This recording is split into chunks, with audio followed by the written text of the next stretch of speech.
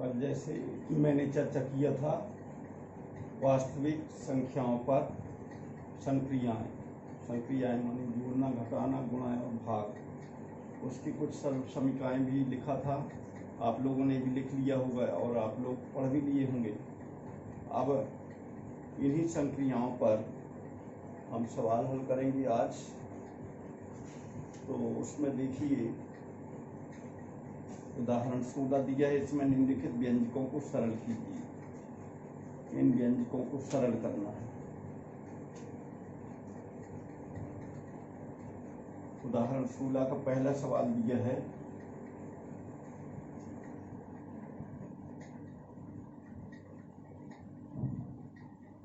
उदाहरण 16 पहला सवाल दिया है 5 धन वर्गमूल 7 2 धन वर्गमूल 5। यहाँ दोनों में कोष्ठक लगे हैं, इसका मतलब है गुणा करना है। तो इनको गुणा कर दीजिए। 5 धन वर्गमूल 7 2 धन वर्गमूल 5। ये दो अंक समझ लीजिए, एक अंक ये, एक अंक ये, एक अंक ये, एक अंक ये। पहले एक अंक का गुणा इस पूरी में करेंगे तो 5 धन वर्गमूल 7 गुणे 2, फिर यहाँ धन का निशान है तो धन 5 धन वर्गमूल 7 गुणे वर्गमूल 5। पहले 2 का गुणा किया इन दोनों में, फिर यहाँ धन है तो धन का निशान, तो 5 धन वर्गमूल 7 में वर्गमूल 5 का इसका गुणा किया। तो ये हो जाएगा 2 पंजे 10 धन 2 वर्गमूल 7 धन वर्गमूल 5 का 5 में गुणा हुआ तो 5 वर्गमूल 5 धन वर्गमूल 7 गुणित वर्गमूल 5, तो 10 धन 2 वर्गमूल 7 धन 5 वर्गमूल 5 धन 7 पना 35 वर्गमूल 35। ये आंसर हुआ। अगर ये इसी संख्याएं आती हैं कोई भी तो इनको जोड़ घटा सकते हैं। ये योग संक्रिया का सवाल है। पहली संक्रिया होती है योग, फिर अंतर, फिर गुणा, फिर भाग। योग संक्रिया का ये सवाल हुआ जिसमें गुणा करना था।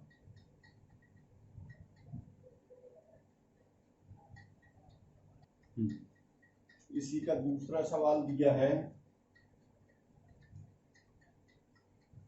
दूसरे में दिया है 5 धन वर्गमूल 5 5 ऋण वर्गमूल 5। इनमें भी गुणा करना है। तो इनका गुणा करने के लिए 5 धन वर्गमूल 5 गुणे 5, यहाँ ऋण है तो ऋण 5 धन वर्गमूल 5 गुणित वर्गमूल 5। यहाँ गुणा किया तो 25 धन 5 वर्गमूल 5। यहाँ गुणा किया तो यहाँ धन ऋण का ऋण 5 वर्गमूल 5 धन ऋण का ऋण वर्गमूल 5 गुणित वर्गमूल 5, 25 धन, ये एक सी संख्याएं हैं, निशान अलग अलग हैं तो ये कट जाएंगे। तो ये आ जाएगा यहाँ ऋण, ये ऋण है तो ऋण वर्गमूल 5 गुणित वर्गमूल 5 5, तो ये हो जाएगा 25 ऋण 5 बराबर 20। 25 में से 5 घटाया तो 20। ये आंसर हुआ। या इसको इस प्रकार भी कर सकते हैं,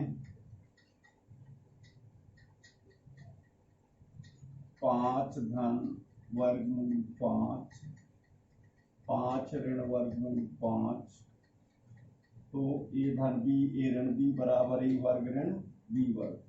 ए धन बी ए ऋण बी बराबर ए वर्ग ऋण बी वर्ग। ये सभी का आप लोग पिछली कक्षा में पढ़ चुके हैं। और मैंने लिखवा भी दिया है, उसमें भी ये सर्वसंख्या दी हुई है।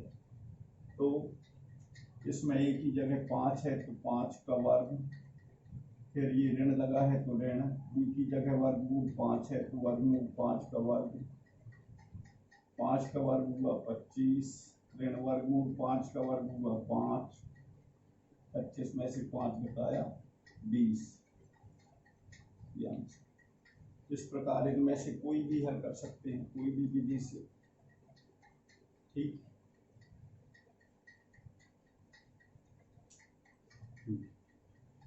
इसी का तीसरा सवाल दिया है, वर्गमूल 3 धन वर्गमूल 7 का वर्ग, ये दिया हुआ, इसको हल करना है। जैसे अभी गुणा करके हल किए थे इसी प्रकार इसमें भी कर देंगे। घात 2 है तो 2 बार गुणा, वर्गमूल 3 धन वर्गमूल 7 घात 2, वर्गमूल 3 धन वर्गमूल 7, वर्गमूल 3 धन वर्गमूल 7 घात 2 है, इसलिए 2 बार लिख दिया। अब वर्गमूल 3 धन वर्गमूल 7 में गुणा किया, पहले वर्गमूल 3 का, फिर धन है यहाँ तो धन का निशान, वर्गमूल 3 धन वर्गमूल 7 में गुणा किया वर्गमूल 7 का, वर्गमूल 3 का वर्गमूल 3 में गुणा हुआ तो 3 धन 7 या 21 वर्गमूल 21 धन 7 या 21 वर्गमूल 21 धन वर्गमूल 7 का वर्गमूल 7 में गुणा हुआ तो 7, 7 में 3 जुड़ा, 7 3 10, वर्गमूल 21 धन वर्गमूल 21 2 बार है इसलिए 2 वर्गमूल 21, ये आंसर हुआ। इस प्रकार ये इसका आंसर हो गया। इसको इस प्रकार भी कर सकते हैं, वर्गमूल 3 धन वर्गमूल 7 का वर्ग दिया है तो a धन b का वर्ग बराबर होता है a वर्ग धन 2ab धन b वर्ग। तो a की जगह लिखा है वर्गमूल 3 का वर्ग धन, ये धन है, धन 2a माने वर्गमूल 3 गुणित b वर्गमूल 7, b की जगह वर्गमूल 7 लिखा है तो 7 धन b वर्ग वर्गमूल 7 का वर्ग, वर्गमूल 3 का वर्ग हुआ 3 धन 2 वर्गमूल 7 या 21 धन वर्गमूल 7 का वर्ग 7, 7 और 3 10 धन 2 वर्गमूल 21, ये आंसर हो गया। इनमें से कोई भी एक विधि, अगर ये सूत्र याद रहता है तो आप लोग सूत्र से कर सकते हैं, और सूत्र याद नहीं रहता तो ऐसे सिंपल विधि से हल कर सकते हैं।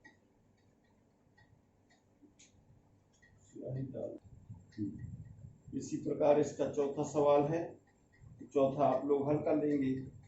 ये जैसे दूसरा सवाल दिया है वैसा ही चौथा दिया है, तो इसको आप लोग हल कर लेंगे। फिर उदाहरण 17 दिया है, उदाहरण 17 में दिया है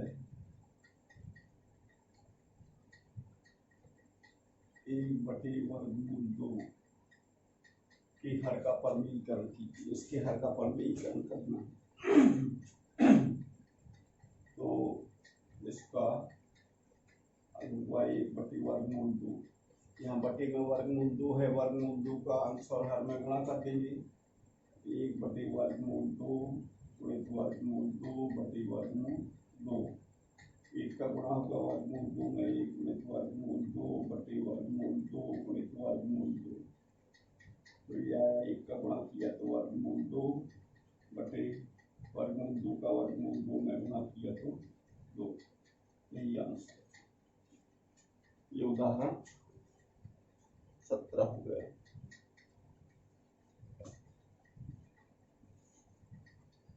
अब शेष उदाहरण इसकी आप लोग हल कर लेंगे। अब प्रश्नावली में देखिए, प्रश्नावली 1.5 दिया है,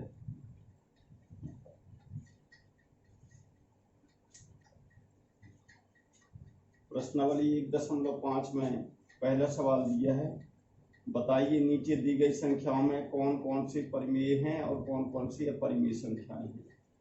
तो इसमें पहला सवाल देखिए, प्रश्नावली 1.5 का पहला सवाल दिया है। पहले का पहला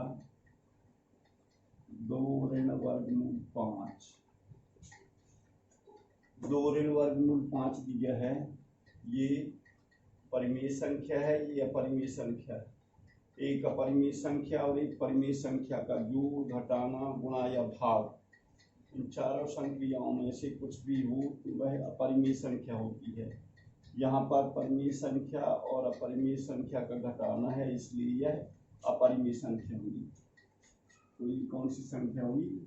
अपरिमेय संख्या, अपरिमेय संख्या। नंबर 2 दिया है, नंबर 2 दिया है 3 धन वर्गमूल 23 ऋण वर्गमूल 23। इसको हल कर देंगे तो आ जाएगा 3 धन वर्गमूल 23, कोष्टक हटा दिया, ऋण वर्गमूल 23 से कट जाएगा, ये धन है और ऋण है तो 3 आ गया। 3 परिमेय संख्या है, इसलिए यह परिमेय संख्या हुई, परिमेय संख्या, परिमेय संख्या। तीसरा दिया है 1/2, 1/2 दिया है। एक परिमेय संख्या, वर्गमूल 2 अपरिमेय संख्या, दोनों का भाग है, इसलिए अपरिमेय संख्या है, अपरिमेय संख्या।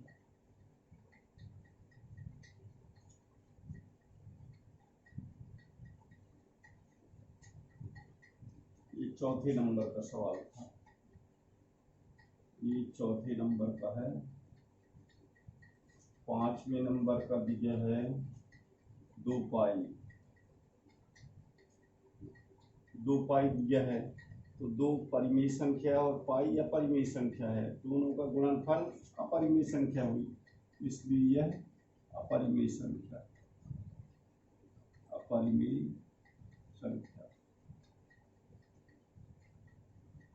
तीसरे नंबर का सवाल जो दिया था वह है 2 वर्गमूल 7/7 वर्गमूल 7, 2 वर्गमूल 7/7 वर्गमूल 7, वर्गमूल 7 से वर्गमूल 7 कट गया तो 2/7 परिमेय संख्या, परिमेय संख्या, क्योंकि अंश भी परिमेय है और हर भी परिमेय है। दोनों दो परिमेय संख्याओं का भाग हमेशा परिमेय संख्या होती है। तो इस प्रकार ये आप लोग देख लीजिए और इसको वीडियो बंद करके हल कर लेंगे।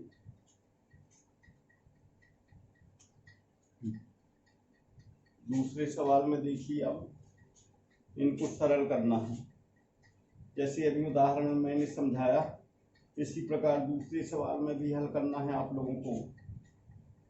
तो दूसरे का पहला सवाल दिया है 3 धन वर्गमूल 3, 2 धन वर्गमूल 2, ये दिया हुआ है। जैसा कि पहले भी मैंने बताया था, कोष्टक लगा है तो गुणा करना है, तो इनमें गुणा कर दीजिए। 3 धन वर्गमूल 3, 2 धन वर्गमूल 2, 3 धन वर्गमूल 3 में गुणा किया पहले 2 का, धन है तो धन, 3 धन वर्गमूल 3 में गुणा किया वर्गमूल 2 का, यह आ जाएगा 2 किया 6, धन 2 वर्गमूल 3 धन 3 वर्गमूल 2, 3 का वर्गमूल 2 में गुणा किया तो 3 वर्गमूल 2 धन वर्गमूल 3 गुणित वर्गमूल 2, तो ये 6 हुआ धन 2 वर्गमूल 3 धन 3 वर्गमूल 2 धन वर्गमूल 3 दूनी 6। ये आंसर हुआ। इनमें जोड़ने घटाने वाली कोई भी संख्या नहीं है, इसलिए इनको इसी प्रकार लिख दिया और यही उत्तर हुआ।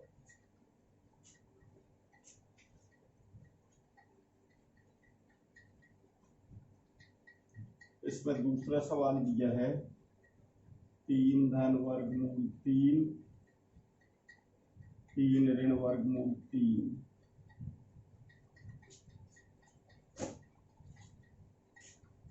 ये होगा 3 धन वर्गमूल 3 3 ऋण वर्गमूल 3, तो ये हो जाएगा 3 का वर्ग ऋण वर्गमूल 3 का वर्ग। जैसा कि सूत्र आप लोगों को मालूम है, ये धन बी ए ऋण बी बराबर ए वर्ग ऋण बी वर्ग। ए की जगह 3 लिखा है, बी की जगह वर्गमूल 3 लिखा है। 3 का वर्ग हुआ 9, 3 का 9 होता है, ऋण वर्गमूल 3 का वर्ग हुआ 3, 9 में से 3 घटाया 6, ये आंसर हुआ। अगर ऐसा आपको ये सूत्र नहीं मालूम तो सीधे गुणा भी कर सकते हैं। ऐसा 3 धन वर्गमूल 3 3 ऋण वर्गमूल 3 दिया है, 3 का गुणा पहले इसमें कर दिया तो 3 धन वर्गमूल 3 गुणित 3, यहाँ ऋण है तो ऋण 3 धन वर्गमूल 3 गुणित वर्गमूल 3, 3 तिरका 9 धन 3 वर्गमूल 3 ऋण 3 वर्गमूल 3 धन ऋण का ऋण वर्गमूल 3 का वर्गमूल 3 में गुणा हुआ तो 3, ये धन है और ये ऋण है तो ये कट जाएंगे, तो आया 9 ऋण 3, 9 में से 3 घटाया 6, ये आंसर हो गया। अगर ये आपको याद नहीं रहता है तो ये कर दीजिए, और ये याद रहता है तो यही करिए।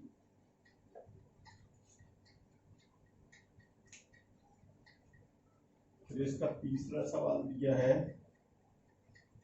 तीसरे में दिया है वर्गमूल 5 धन वर्गमूल 2 का वर्ग।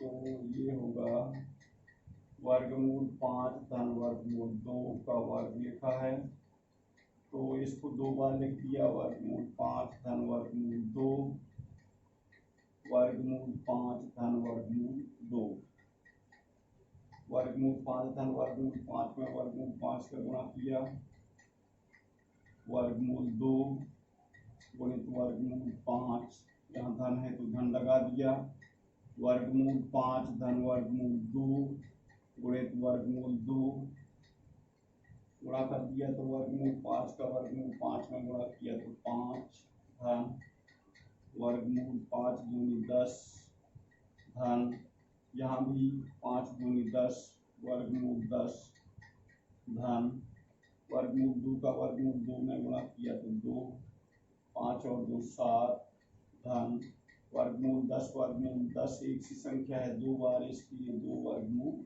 10, ये आंसर। या ऐसा भी कर सकते हैं, वर्गमूल 5 धन वर्गमूल 2 का वर्ग, ए धन बी का वर्ग बराबर ए वर्ग धन 2ab धन बी वर्ग, ये सर्व समीकरण।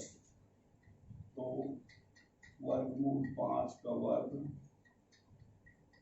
धन 2, ए की जगह दिया है वर्गमूल 5, बी की जगह दिया है वर्गमूल 2 धन बी का वर्ग वर्गमूल 2 का वर्ग, तो वर्गमूल 5 का वर्ग 5 हुआ धन 2, 5 दूनी 10 हुआ वर्गमूल 10 धन वर्गमूल 2 का वर्ग 2 हुआ, 5 और 2 को जोड़ दिया तो 5 और 2 7 धन 2 वर्गमूल 10। ये आंसर है। आप लोग इनमें से कोई भी कर सकते हैं। इसके बाद आप लोग इसका चौथा सवाल स्वयं कर लेंगे। ये जैसे दूसरा सवाल दिया है वैसे चौथा सवाल है, इसी प्रकार इसको हल कर लेंगे। फिर तीसरे नंबर का दिया है, इसको भी आप लोग कर लेंगे। पाई बराबर सी बटे डी होता है, तो अंतर विरोध करता हुआ प्रतीत होता है, इसको कर लेंगे। चौथे सवाल में संख्या रेखा पर दर्शाना है, इसमें प्रकार की आवश्यकता होगी, तो प्रकार की सहायता से इसको बाद में करवाएंगे। फिर पांचवा सवाल देखिए।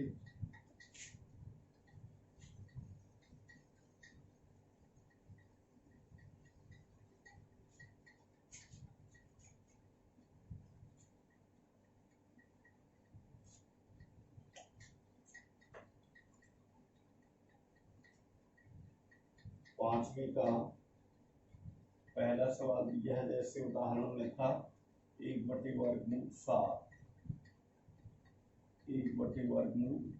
दिया। तो ये हो गया 1/वर्गमूल 7 वर्गमूल 7 का अंश और हर में गुणा करेंगे तो वर्गमूल 7/वर्गमूल 7। एक का गुणा किया वर्गमूल 7 में तो वर्गमूल 7 आया, वर्गमूल 7 का वर्गमूल 7 में गुणा किया तो 7 आया। ये आंसर है। फिर दूसरा सवाल दिया है, इसी में दूसरा दिया है 1/वर्गमूल 7 ऋण वर्गमूल 6।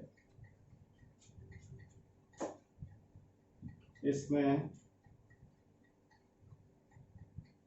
1/वर्गमूल 7 ऋण वर्गमूल 6।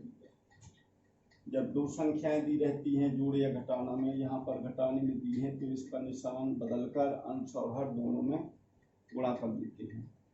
इसमें ऋण का निशान है, इसलिए धन का निशान लगाकर अंश और हर दोनों में गुणा कर देंगे। तो 1/वर्गमूल 7 ऋण वर्गमूल 6 गुणित वर्गमूल 7 धन वर्गमूल 6 बटे वर्गमूल 7 धन वर्गमूल 6। एक का गुणा करेंगे तो यही संख्या आएगी, वर्गमूल 7 धन वर्गमूल 6 वर्गमूल 7 ऋण वर्गमूल 6 वर्गमूल 7 धन वर्गमूल 6। ये वर्गमूल 7 धन वर्गमूल 6 बटे ये ऋण बी धन बी वाले सूत्र से वर्गमूल 7 का वर्ग ऋण वर्गमूल 6 का वर्ग। ये सर्व समीकरण आप लोग ई वर्ग ऋण बी वर्ग वाली पहले पढ़ चुके हैं।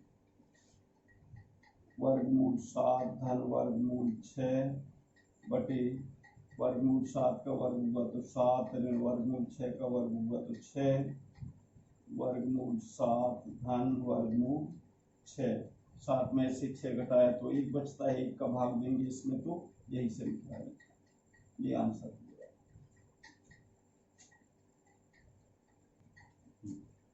तीसरे नंबर का प्रश्न दिया है 1/वर्गमूल 5 धन वर्गमूल 2। तो इसको हल करेंगे जैसे अभी मैंने बताया था, वर्गमूल 5 धन वर्गमूल 2 दिया। अभी मैंने बताया था कि यहाँ धन का निशान है तो ऋण हो जाएगा, ऋण का निशान है तो धन हो जाएगा। अभी पहले सवाल में बताया, तो यहाँ धन का है निशान तो ऋण लगा देंगे और अंश और हर में गुणा कर देंगे। 1/वर्गमूल 5 धन वर्गमूल 2 गुणित वर्गमूल 5 ऋण वर्गमूल 2 बटे वर्गमूल 5 ऋण वर्गमूल 2। 1 का गुणा करेंगे इसमें तो यही आ जाएगा, वर्गमूल 5 ऋण वर्गमूल 2 बटे वर्गमूल 5 धन वर्गमूल 2 वर्गमूल 5 ऋण वर्गमूल 2। वर्गमूल 5 ऋण वर्गमूल 2 बटे वर्गमूल 5 का वर्ग ऋण वर्गमूल 2 का वर्ग, क्योंकि ए धन बी ए ऋण बी बराबर ए वर्ग ऋण बी वर्ग। तो वर्गमूल 5 ऋण वर्गमूल 2 बटे वर्गमूल 5 का वर्ग 5 ऋण वर्गमूल 2 का वर्ग 2 वर्गमूल 5 ऋण वर्गमूल 2 बटे 5 में से 2 घटाया 3। ये आंसर हो गया।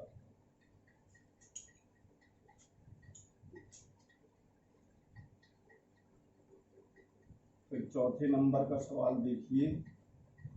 चौथे में दिया हुआ है 1 बटे वर्गमूल 7 ऋण 2 1 बटे वर्गमूल 7 ऋण 2 दिया। तो इसमें 1 बटे वर्गमूल 7 ऋण 2 यहाँ ऋण है तो अंश और हर में धन लगा देंगे, धन लगाकर अंश और हर में गुणा कर देंगे। 1 बटे वर्गमूल 7 ऋण 2 गुणित यहाँ ऋण है तो धन लग जाएगा, तो वर्गमूल 7 धन 2 बटे वर्गमूल 7 धन 2। 1 का गुणा करेंगे तो यही संख्या आएगी वर्गमूल 7 धन 2 बटे वर्गमूल 7 का वर्ग ऋण 2 का वर्ग। जैसे अभी पिछले सवाल में मैंने सर्व समीकरण बताई, इसको याद हो गया आप लोगों को, शायद याद होगी। ये सर्व समीकरण ए धन बी ऋण बी बराबर ए वर्ग ऋण बी वर्ग। बार बार मैं रिवाइज करता हूँ जिसमें आपको याद रहे। वर्गमूल 7 धन वर्गमूल 2 वर्गमूल 7 धन 2 बटे वर्गमूल 7 का वर्ग 7 ऋण 2 का वर्ग 4 वर्गमूल 7 धन 2 बटे 7 में से 4 घटाया 3। ये आंसर है।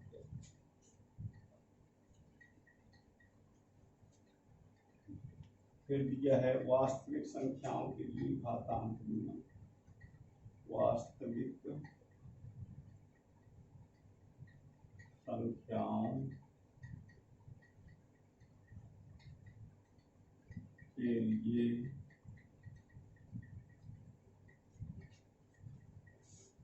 घातांक नियम। पिछली कक्षा में आप लोग पढ़ चुके हैं एक घातांक नियम। इसमें ये पहला रहता है x की घात n गुणित x की घात n। अगर दो संख्याओं का गुणा हो तो उनकी घातें जुड़ जाती है। x की घात m धन n। नंबर 2 x की घात m बटे x की घात n, मतलब भाग हो तो घातें घट जाती है। x की घात n भागित x की घात n बराबर x की घात m ऋण n। नंबर 3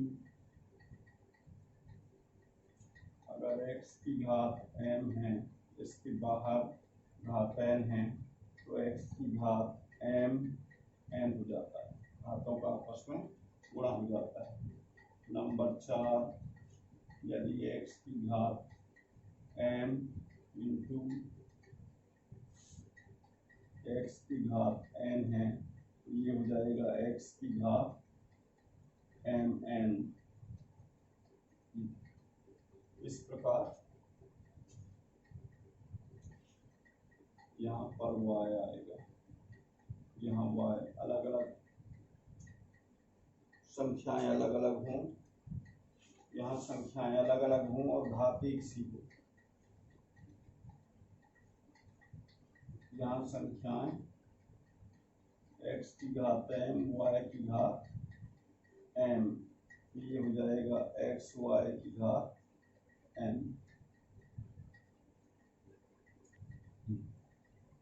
ये जो मैंने ये सब समीकरण लिखी हैं इसमें x और y लिया है। इसमें पुस्तक में आप लोगों को दिया है a की घात p इंटू a की घात q, a और p की घात दी है, तो आप लोग इसको देखकर समझ लेंगे, पुस्तक से भी पढ़ सकते हैं। फिर इसमें दिया है उदाहरण 21 में सवाल में दिए हैं, इन्हें देखिए।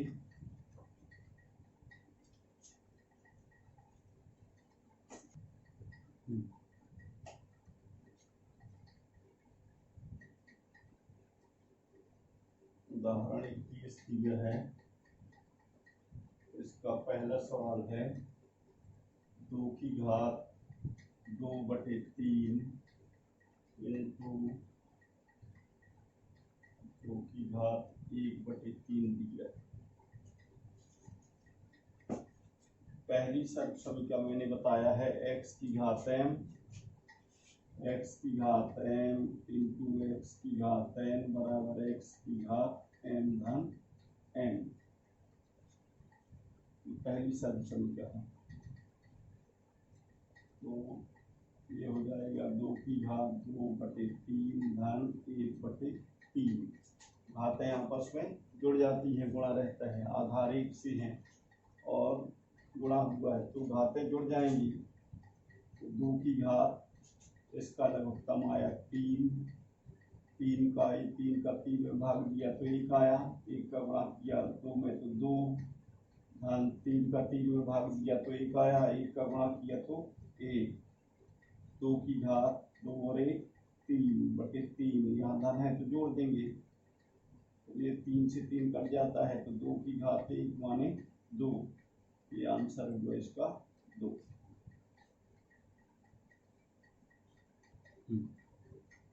फिर इसका दूसरा सवाल दिया है 1/3 की घात 3 घात 4 1/3 की घात 3 पूरे की घात 4 दिया। तो मैंने बताया था सर्वसम का x की घात m इंटू x की घात y की घात m बराबर x y की घात, ये वाली समीकरण है। ये एक और समीकरण बताया था x की घात m घात n बराबर x की घात mn। ये समीकरण इसमें लगेगी तो ये आ जाएगा 1/3 की घात 3 घात 4। तो ये 3 की घात ऋण 3, ये ऊपर जाएगा तो ऋण 3 हो जाएगा घात 4। तो 3 की घात ऋण 3 गुणित 4 तो 3 की घात 4 या 12 ऋण 12 या 1/3 की घात ऋण 12। ये आंसर हुआ। एक समीकरण ये भी रहती है x की घात ऋण 1 बराबर 1/x या x की घात ऋण m बराबर 1/x की घात m।